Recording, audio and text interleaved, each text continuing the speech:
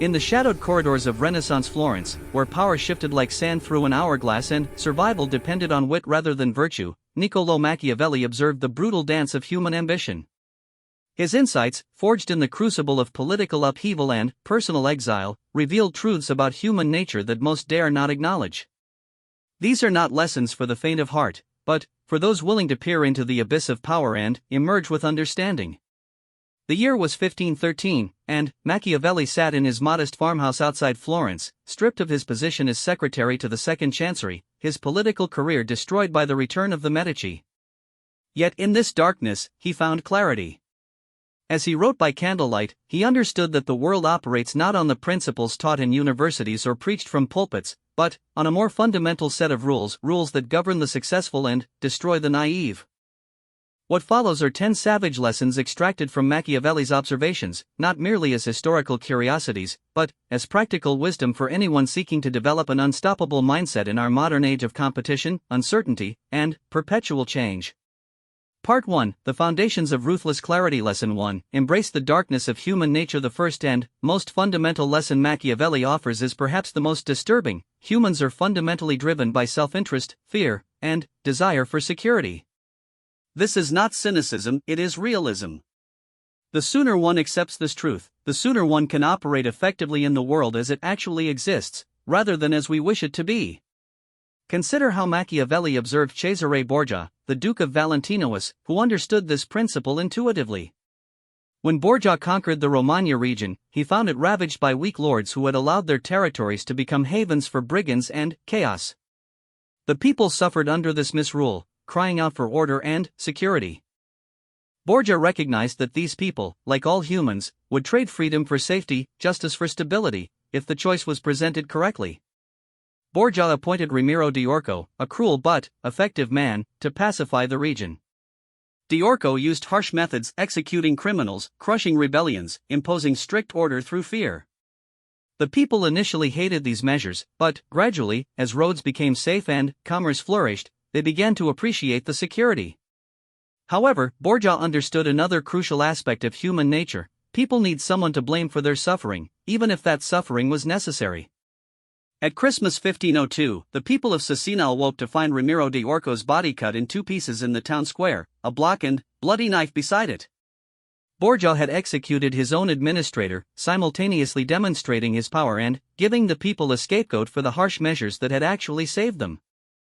The crowd gathered around the gruesome display, and Machiavelli noted their reaction. They were both satisfied and terrified. Satisfied because they had their vengeance, terrified because they understood the calculated nature of their ruler's mind. This is human nature laid bare. We desire order but resent authority. We demand justice but prefer it swift and brutal when it serves our interests. We claim to value virtue but consistently reward effectiveness over morality. The unstoppable mind recognizes these contradictions and uses them rather than being paralyzed by them.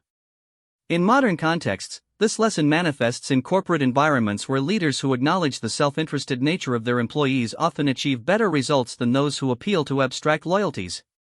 A tech startup founder who structures equity packages to align personal gain with company success understands Machiavelli better than one who relies on passionate speeches about changing the world. The former creates systems where human nature works for the organization. The latter fights against human nature and usually loses. The unstoppable mind does not judge these tendencies harshly. Judgment is a luxury for philosophers, not practitioners. Instead, it accepts human nature as the fundamental operating system of all social interactions and designs strategies accordingly.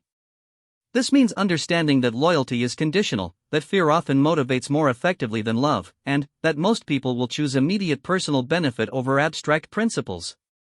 This acceptance brings a strange form of peace. Once you stop expecting people to act against their nature, you stop being disappointed, manipulated, or caught off guard.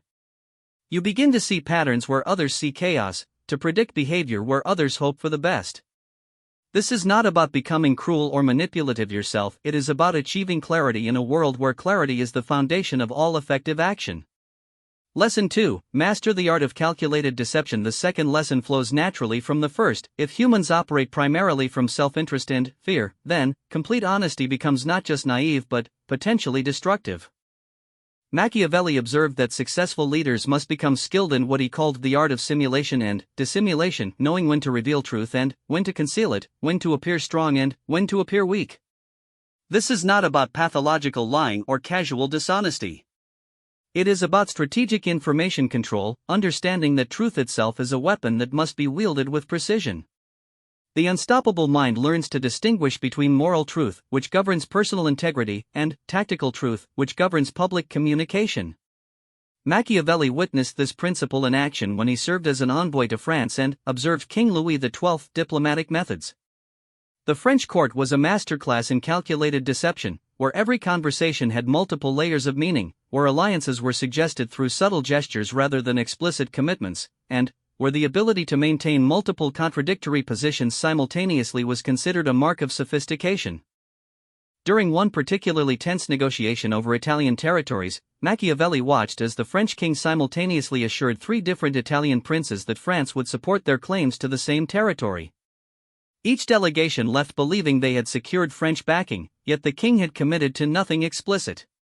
When the situation eventually resolved through military action rather than diplomacy, France emerged with significant influence over all three principalities, having never technically broken a promise because no clear promise had ever been made. The genius of this approach lay not in its duplicity, but in its recognition of a fundamental truth: people hear what they want to hear, interpret statements according to their hopes rather than their content, and prefer comfortable ambiguity to uncomfortable clarity. The French king provided ambiguity, allowing each party to construct their own version of reality while maintaining maximum flexibility for French interests. In our modern context, this lesson applies far beyond high-stakes diplomacy.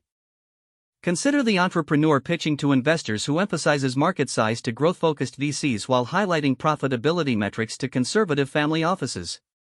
She is not lying to either group; both aspects of her business are true. But she understands that different audiences require different truths, delivered in different sequences, to achieve the same goal. The unstoppable mind develops this skill through constant practice in smaller situations. It learns to read what people actually want from a conversation, not what they claim to want. It becomes skilled at providing accurate information in ways that serve multiple purposes simultaneously.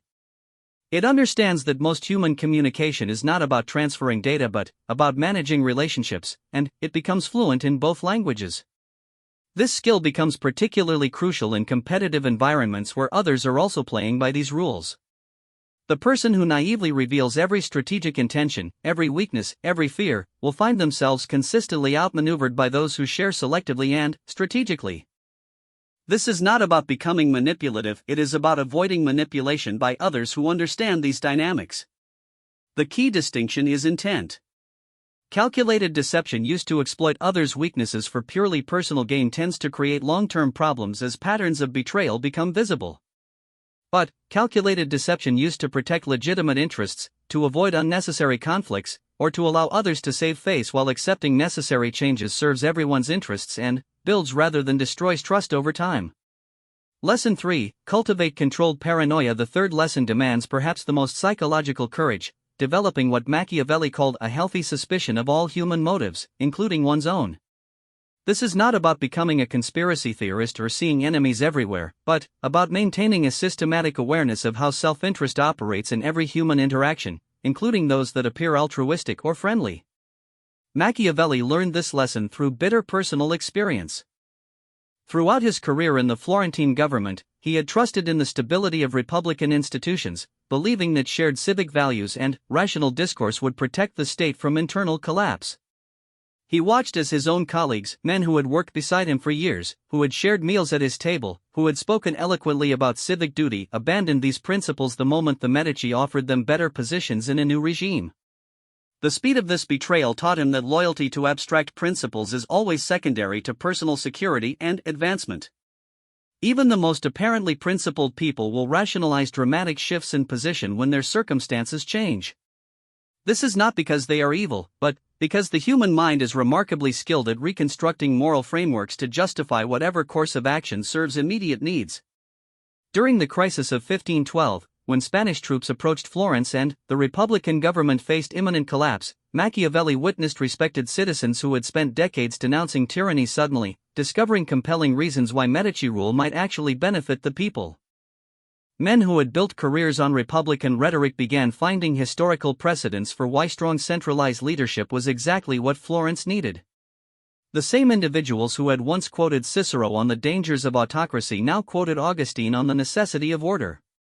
This transformation was not conscious hypocrisy, it was the human mind's remarkable ability to reconstruct reality when survival is at stake. Understanding this capacity for self-deception in others requires first recognizing it in oneself, which makes controlled paranoia as much about internal observation as external vigilance. The unstoppable mind develops systems to counteract these natural tendencies toward self-serving interpretation.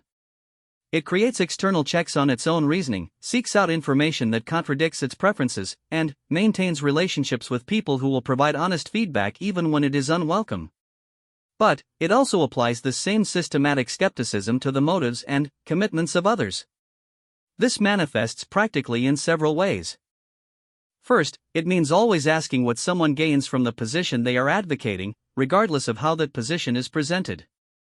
Second, it means paying more attention to people's actions than their words, especially when those actions occur under pressure or when they think they are unobserved. Third, it means maintaining multiple sources of information about important situations, since every source will have its own biases and blind spots. In business contexts, this might mean checking the financial incentives of consultants who recommend expensive solutions, or questioning the motives of partners who suddenly suggest dramatic strategic changes. In personal relationships, it might mean noticing when friends' advice consistently serves their interests rather than yours, or when family members' emotional appeals coincide suspiciously with their financial needs. The paranoia must remain controlled. Excessive suspicion destroys the ability to form productive relationships and can become a self-fulfilling prophecy that creates the very threats it fears. The goal is not to assume malicious intent but to maintain awareness that everyone operates from mixed motives, that circumstances change people's priorities, and that even genuine affection or respect will not prevent people from acting in their own interests when they perceive those interests to be threatened. This awareness creates a peculiar form of freedom. When you stop expecting perfect loyalty or pure motives, you can appreciate whatever genuine support you receive while protecting yourself from the inevitable disappointments. You can work effectively with people whose interests partially align with yours without being blindsided when they prioritize their needs over your partnership. You can build relationships based on mutual benefit rather than idealistic expectations, which paradoxically often makes those relationships stronger and more honest. Lesson 4: Perfect the balance between fear and love. The fourth lesson addresses one of Machiavelli's most famous observations: it is better to be feared than loved, if you cannot be both. But the full wisdom of this insight requires understanding why this is true and how to apply it without destroying the very relationships that power depends upon. Machiavelli developed this principle through careful observation of why some leaders maintained authority through decades of crisis while others lost power despite apparent popularity. The key insight was that love is voluntary and conditional. It depends on continued satisfaction and can be withdrawn when circumstances change, while fear is involuntary and persistent, creating predictable behavior patterns regardless of emotional state. He witnessed this dynamic most clearly in the contrasting fates of two contemporary leaders, Pandolfo Petrucci of Siena and Alvarado da Fermo. Petrucci ruled through a careful balance of benefits and consequences, ensuring that both support and opposition to his rule carried clear, predictable costs. Citizens understood exactly what they gained from cooperation and exactly what they risked from resistance. This created a stable equilibrium where most people chose cooperation not from affection but from rational calculation. Alvarado, by contrast, relied heavily on personal charisma and the loyalty of his immediate circle. He was genuinely loved by many of his supporters, who saw him as a heroic figure fighting for their interests against corrupt traditional authorities. This emotional connection made him powerful but also vulnerable because it required constant validation and performance. When economic pressures forced him to make unpopular decisions, the same people who had loved him for his promises began to hate him for his failures to deliver impossible outcomes. The difference was not in their personal qualities but in their understanding of human psychology. Petrucci structured his rule around systems that worked regardless of people's feelings about him personally. Alvarado structured his rule around maintaining positive feelings, which required increasingly desperate measures as circumstances made those feelings harder to sustain. The unstoppable mind applies this principle by focusing on creating predictable consequences rather than seeking approval. This does not mean being cruel or indifferent to others' well-being, but it means ensuring that cooperation is rewarded reliably and that violation of agreements carries clear costs that are enforced consistently regardless of personal relationships. In professional contexts, this might manifest as a manager who maintains consistent standards for performance and behavior, applying the same consequences to violations regardless of personal liking for the individual involved. Employees under such leadership may not always like specific decisions, but they understand the system and can predict outcomes based on their choices. This creates more functional teams than leadership based on trying to keep everyone happy, which inevitably leads to inconsistent application of standards and resentment from those who follow rules while watching others break them without consequences. In personal relationships, this principle applies to boundary setting and commitment keeping. The person who consistently follows through on both positive and negative commitments, who reliably provides promised support but also reliably enforces stated limits, creates more stable relationships than someone who tries to avoid all conflict or disappointment. People learn they can depend on such consistency, even when they disagree with specific decisions. The sophisticated application of this lesson involves understanding that the most effective fear is not terror of arbitrary punishment but predictable awareness of natural consequences. The goal is not to be threatening but to be clear about what you will and will not do in various circumstances, and then to follow through consistently. This creates an environment where others can make informed decisions about how to interact with you, leading to more honest and functional relationships. The balance between fear and love becomes optimal when people respect your consistency and appreciate your reliability, even during difficult periods. They may not always like your decisions, but they trust your character and understand your reasoning. This combination, respect based on predictability plus appreciation for genuine care about their well-being, creates the strongest possible foundation for sustained influence and mutual benefit. Part 2, The Mechanisms of Unstoppable Influence. Lesson 5, Understand that perception is reality in human affairs. The fifth lesson requires mastering one of the most counterintuitive aspects of power. The gap between what actually happens and what people believe happened often matters less than how skillfully that gap is managed. Machiavelli observed that public perception shapes political reality more than underlying facts, and that successful leaders become students of collective psychology rather than just effective administrators. This insight came into sharp focus during Machiavelli's diplomatic mission to Cesare Borgia in 1502, during the crisis of the Condottieri conspiracy. Several of Borgia's military commanders had secretly allied against him, planning to overthrow their employer at the moment of maximum vulnerability. Borgia discovered the plot, but rather than immediately crushing the conspiracy through force, he chose a more sophisticated approach that would permanently destroy his enemies while appearing to be a victim of circumstances rather than an orchestrator of their destruction. Borgia invited the conspirators to a reconciliation meeting in the town of Sinigaglia, ostensibly to negotiate the terms of their continued service. The conspirators, believing they held the stronger position, attended the meeting with minimal security. During the negotiations, Borgia appeared conciliatory, even somewhat desperate, agreeing to most of their demands and speaking of his need for their continued support. Then, in a single coordinated action, Borgia's loyal troops surrounded the meeting place and arrested all the conspirators simultaneously. But here is where the genius of perception management became evident. Borgia immediately spread the story that he had discovered the conspiracy only moments before the meeting, that he had barely escaped assassination himself, and that the arrests were a desperate defensive measure rather than a planned operation. This version of events served multiple purposes. It made Borgia appear strong enough to defeat his enemies but not so calculating as to inspire fear about future treachery among his remaining allies. It positioned him as a victim who had been forced to take harsh action, rather than a manipulator who had lured his enemies into a trap. Most importantly, it sent a message to future potential conspirators that betrayal would be discovered and punished, but without creating the impression that Borgia was constantly plotting against his own people. The truth was that Borgia had known about the conspiracy for weeks, had carefully planned the entire sequence of events, and had used the conspirators' own ambitions against them. But the perception that he was responding to immediate threats rather than executing long-term strategic plans served his interests better than the truth would have. The unstoppable mind learns to think in terms of multiple layers of reality: what actually happened, what people believe happened, what people need to believe happened for their own psychological comfort, and what version of events best serves long-term strategic goals. These different layers often conflict, and choosing which one to emphasize in any given situation becomes a crucial skill. In modern professional contexts, this might manifest in how a CEO presents a necessary restructuring. The actual reason might be poor strategic decisions made by the previous leadership team, but presenting it as a response to changing market conditions serves multiple constituencies better. Employees maintain confidence in leadership competence, investors see adaptive management rather than corrective action for past mistakes, and the restructuring itself becomes easier to implement because it appears inevitable rather than punitive. This is not about lying but about understanding that different audiences need different frameworks for processing the same information. The skilled practitioner learns to present accurate information in ways that allow people to construct psychologically comfortable interpretations while still achieving necessary practical outcomes.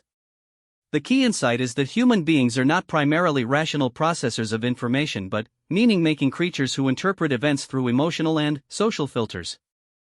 Facts that contradict people's existing beliefs or threaten their sense of security will be rejected, distorted, or explained away regardless of their accuracy. Facts that confirm existing beliefs or offer hope for positive outcomes will be accepted and amplified even when their accuracy is questionable. Working with these psychological realities rather than fighting them becomes essential for anyone seeking to create change in human organizations.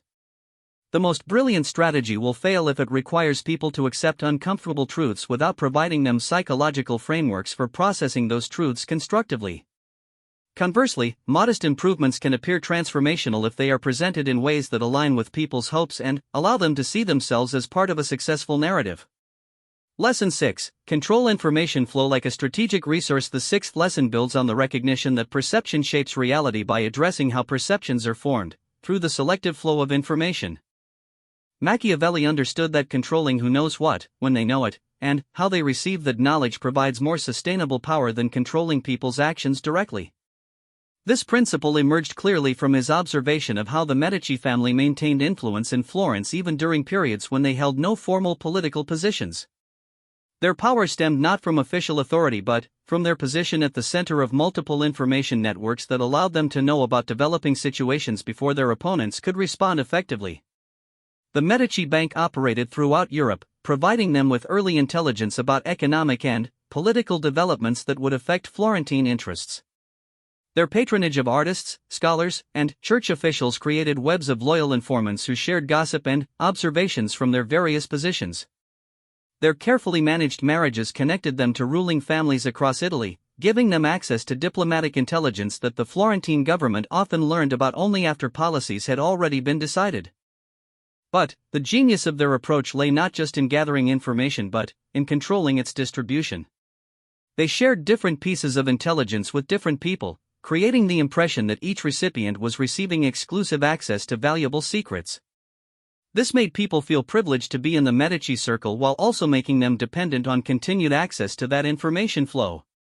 When political crises developed, the Medici consistently knew about them earlier than their opponents, understood the full context better because they had superior information, and could shape initial perceptions of events by being first to provide explanations to key audiences.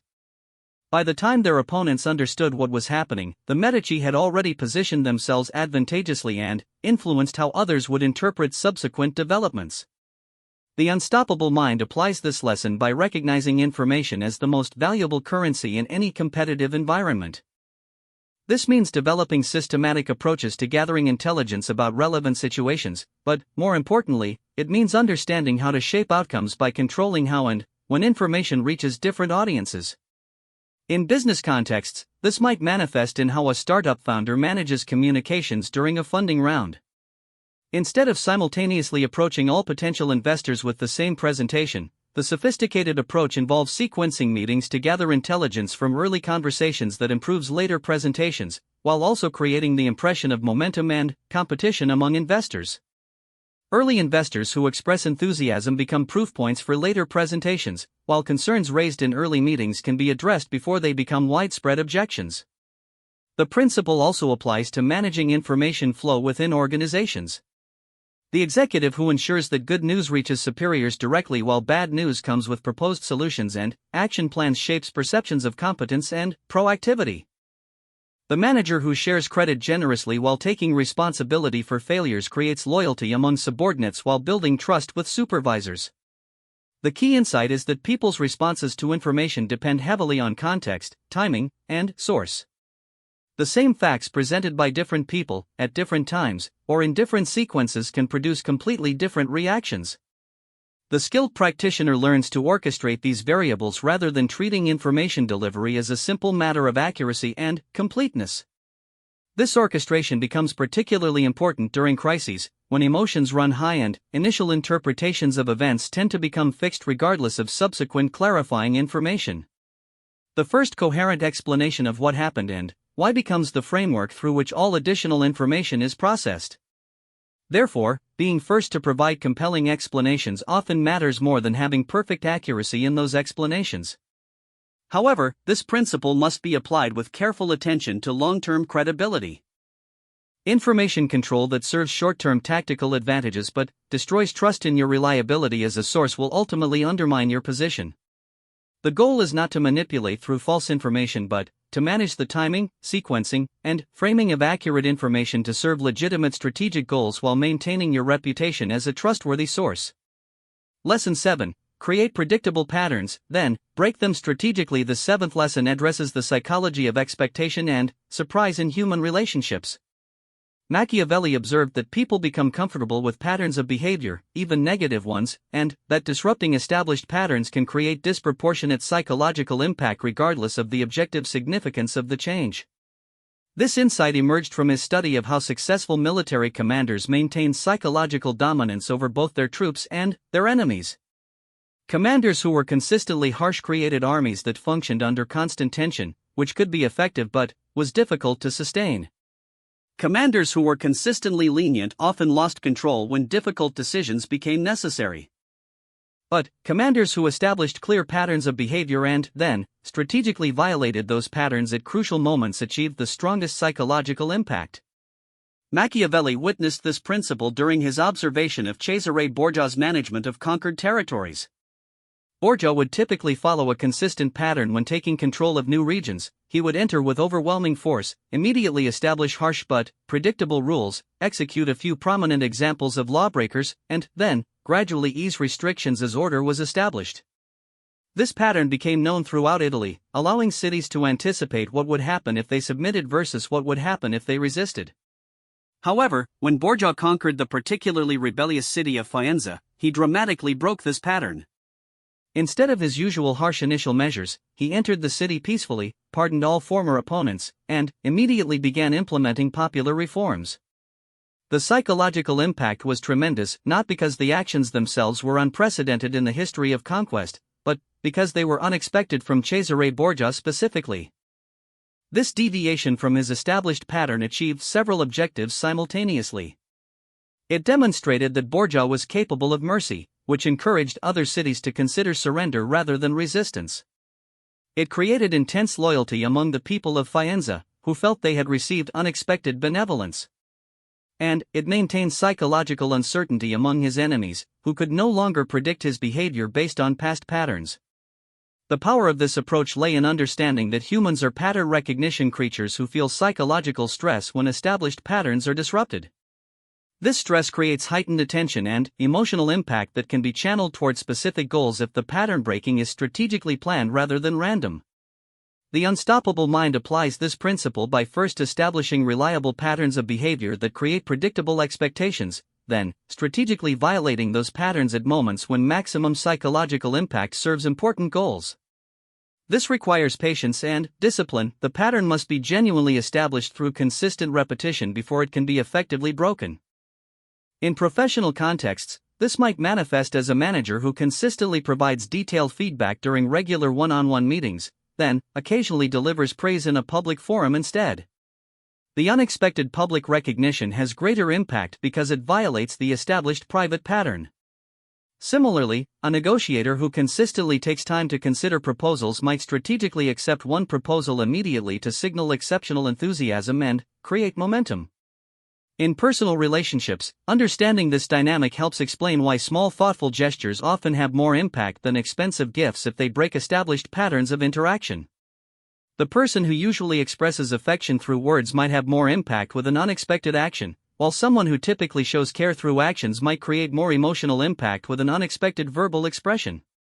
The key is that the pattern breaking must be purposeful and aligned with larger strategic goals rather than simply random variation. Random unpredictability creates anxiety and confusion, while strategic pattern breaking creates emphasis and memorable impact. The difference lies in ensuring that the deviation serves a clear purpose and that the new behavior, even if temporary, communicates something specific rather than just novelty. This principle also applies to self-management and personal development. People often become trapped in patterns of their own behavior that serve them poorly but feel safe because they are predictable. The unstoppable mind learns to identify these self-limiting patterns and strategically disrupt them at moments when change is most likely to create positive momentum. The advanced application of this lesson involves understanding that others are also attempting to establish and break patterns, which means developing sensitivity to when you are being subjected to these techniques versus when you are observing their natural occurrence.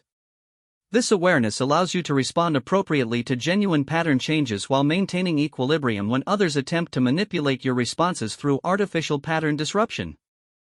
Lesson 8: Leverage moral flexibility without compromising core identity. The eighth lesson confronts one of the most challenging aspects of developing an unstoppable mindset, the necessity of moral flexibility in a complex world where rigid adherence to abstract principles often produces worse outcomes than thoughtful adaptation to specific circumstances. Machiavelli observed that successful leaders maintain strong personal integrity while recognizing that public responsibility sometimes requires actions that would be inappropriate for private individuals. This principle emerged from his analysis of why virtuous leaders often failed catastrophically while morally complex leaders achieved lasting positive outcomes. The key insight was that different situations demand different responses, and that treating all moral decisions as if they occur in the same context leads to poor judgment and ineffective action. Machiavelli studied the career of Pope Julius II, who presented a fascinating case study in this type of moral flexibility. Julius was personally corrupt by most standards. He had children despite his vows of celibacy, lived in extraordinary luxury while preaching poverty, and used church resources to fund military campaigns. Yet his papacy strengthened the institutional church, expanded its influence throughout Europe, and left it better positioned to serve its spiritual mission than it had been for centuries. The apparent contradiction resolved when Machiavelli recognized that Julius distinguished between his personal moral obligations and his institutional responsibilities. As a private individual, Julius might have been obligated to live simply, avoid violence, and focus on personal spiritual development. But, as Pope, he was responsible for protecting and advancing an institution that served millions of people across centuries. This institutional responsibility sometimes required actions that contradicted personal virtue but served the larger moral purpose. When French forces threatened to dominate northern Italy and potentially control the papacy through political pressure, Julius personally led military campaigns to preserve papal independence. His willingness to engage in warfare, clearly contrary to Christian teachings about peace, ultimately protected the Church's ability to maintain spiritual authority independent of secular political control. This was not moral relativism or simple hypocrisy, but recognition that different roles carry different ethical obligations that sometimes conflict with each other. The unstoppable mind learns to identify these conflicts clearly and resolve them through principled analysis rather than either rigid rule-following or convenient rationalization. The practical application involves developing what might be called contextual ethics, a framework for making moral decisions that considers not just the inherent rightness or wrongness of actions, but their consequences within specific circumstances and their relationship to larger purposes and responsibilities. In business contexts, this might manifest as a CEO who personally values complete honesty but recognizes that protecting proprietary information requires selective disclosure even to trusted colleagues. The moral framework distinguishes between lying to serve personal interests, which violates integrity, and controlled information sharing to protect legitimate organizational interests, which serves the larger responsibility to employees, shareholders, and customers. Similarly, a parent might personally prefer nonviolent conflict resolution but recognize that protecting their children from serious threats might require actions that contradict their peaceful inclinations. The moral flexibility lies not in abandoning the preference for peace but in understanding that higher-order responsibilities sometimes override lower-order preferences. The key safeguard against moral drift is maintaining clarity about core identity and ultimate purposes. Moral flexibility becomes dangerous when it loses connection to consistent principles and becomes simple opportunism. The unstoppable mind develops the ability to distinguish between adapting methods while maintaining purposes versus abandoning purposes when they become inconvenient. This requires regular self-examination to ensure that tactical moral flexibility is not gradually eroding fundamental character. It also requires surrounding oneself with people who can provide honest feedback about whether adaptations are serving legitimate purposes or beginning to serve primarily self-interested rationalizations. The advanced application involves learning to communicate this type of moral reasoning to others in ways that build rather than destroy trust. People need to understand that your flexibility comes from deeper principles rather than absence of principles. This means being transparent about the reasoning behind difficult decisions while maintaining appropriate confidentiality about sensitive information. Part 3, The Mastery of Unstoppable Execution. Lesson 9, Prepare for Multiple Futures Simultaneously. The ninth lesson addresses the fundamental uncertainty that characterizes all human endeavors and the necessity of developing strategies that remain effective across multiple possible scenarios. Machiavelli observed that successful leaders distinguish themselves not by predicting the future accurately but by preparing for various futures comprehensively enough that they could adapt quickly when circumstances became clear. This insight crystallized during his study of how different Italian city-states responded to the invasion of Charles VIII of France in 1494. This invasion fundamentally altered the balance of power in Italy, but the various states had vastly different levels of preparation for such a dramatic change in circumstances. Florence had become comfortable with its traditional diplomatic strategies, relying on alliances and negotiations that had worked effectively for decades. When the French invasion made military power suddenly more important than diplomatic finesse, Florence found itself unprepared and vulnerable. The city had optimized for one type of future and was caught completely off guard when a different type of future arrived. Venice, by contrast, had maintained multiple strategic capabilities simultaneously. The Venetians had diplomatic networks, naval power, land-based military forces, economic relationships throughout Europe, and defensive fortifications. They had not predicted the French invasion any better than the Florentines, but they had maintained the flexibility to respond effectively regardless of which type of crisis emerged. When Charles VIII's armies swept through Italy, Venice could immediately shift from diplomatic to military responses, could use its naval power to protect supply lines that others lost, and could leverage economic relationships to maintain resources during the crisis. Most importantly, Venice could maintain optionality, the ability to choose among multiple possible responses rather than being forced into a single desperate strategy. The Venetian approach was more expensive in the short term, requiring maintenance of capabilities that might never be needed. But this investment in optionality provided enormous advantages when circumstances changed rapidly and unpredictably. The unstoppable mind learns to think in terms of maintaining multiple capabilities rather than optimizing for single scenarios. In modern business contexts, this principle manifests as diversified skill development, multiple revenue streams, and flexible organizational structures that can adapt to different market conditions. The entrepreneur who develops both technical expertise and sales skills, who builds products that serve multiple market segments, who maintains relationships in different industries, creates more options for responding to unexpected changes than someone who optimizes for a single path to success. This approach requires overcoming the natural human tendency toward efficiency and specialization. It feels wasteful to maintain capabilities that are not currently being used at maximum capacity. But the insurance value of optionality becomes apparent during crises when specialized organizations discover they have no alternatives to strategies that are no longer working. The sophisticated application involves identifying which uncertainties are most likely to affect your particular situation and, then, developing contingency plans that address those specific risks. This is not about preparing for every possible scenario, which would be impossible, but about preparing for the scenarios that would most disrupt your current strategy if they occurred. For individuals, this might mean developing professional skills in multiple areas rather than becoming hyper-specialized in a single domain that could become obsolete. It might mean maintaining relationships across different professional networks rather than focusing exclusively on current industry contacts. It might mean saving money in different types of investments rather than concentrating wealth in a single asset class. The key insight is that the cost of preparation is usually much lower than the cost of being unprepared when circumstances change dramatically. The person who has multiple options available can choose the best response to new circumstances, while the person with only one option must make that option work regardless of how poorly suited it might be to new realities. This principle also applies to psychological preparation, maintaining multiple frameworks for understanding success, meaning, and satisfaction rather than tying identity exclusively to one source of validation. The person whose entire sense of self-worth depends on professional achievement becomes fragile when career circumstances change. The person who derives meaning from multiple sources, relationships, creative pursuits, community involvement, personal growth, maintains stability across a broader range of life changes.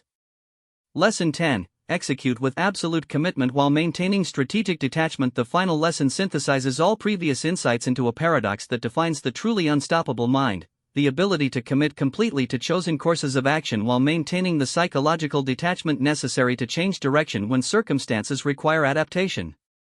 This balance between total engagement and strategic flexibility represents the highest level of practical wisdom.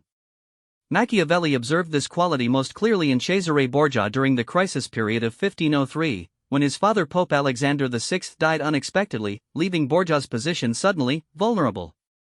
Everything Borgia had built depended on papal support, yet he found himself facing the election of a new pope whose loyalties were unknown and potentially hostile. Lesser leaders in this situation typically made one of two errors: either they became paralyzed by uncertainty, unable to commit to any course of action while waiting for clarity about the new pope's intentions, or they became rigidly attached to strategies designed for the previous situation, continuing to operate as if nothing had changed. Borgia demonstrated a third approach. He immediately committed completely to a strategy of positioning himself as indispensable to whoever became the new pope, regardless of that person's initial attitudes toward the Borgia family. He moved his armies strategically, negotiated with multiple factions simultaneously, and used his remaining resources to create immediate value for potential papal allies. Simultaneously, he maintained detailed contingency plans for multiple scenarios. If the new pope proved hostile, he was prepared to retreat to fortified territories and fight a defensive campaign. If the new pope proved neutral, he was positioned to demonstrate value and earn gradual support. If the new pope proved friendly, he was ready to expand his influence immediately. Most remarkably, Borgia's psychological state combined total commitment to his chosen strategy with complete emotional detachment from any particular outcome. He executed his positioning strategy with the intensity and focus of someone whose life depended on its success, which it did, while maintaining the analytical clarity to monitor results objectively and modify tactics whenever new information suggested better approaches. This combination of engagement and detachment allowed him to respond optimally to the actual election of Julius II, who proved to be initially neutral but pragmatic. Borgia could immediately shift to tactics designed for the neutral but pragmatic scenario without having to overcome emotional attachment to strategies designed for different scenarios. The unstoppable mind develops this capacity through understanding the distinction between commitment to process and attachment to outcome. Commitment to process means bringing complete focus, energy, and skill to whatever strategy you are currently executing. Attachment to outcome means tying your emotional state and sense of identity to whether specific results occur. High commitment with low attachment produces optimal performance because it maximizes the quality of execution while preserving the clear thinking necessary for course corrections. Low commitment with high attachment produces the worst of both worlds: poor execution combined with emotional investment in results you are not working effectively to achieve. In professional contexts, this might manifest as a salesperson who prepares thoroughly for each client meeting, follows up consistently, and applies their best skills to every interaction. High commitment, while maintaining emotional equilibrium regardless of whether any particular client decides to buy. Low attachment.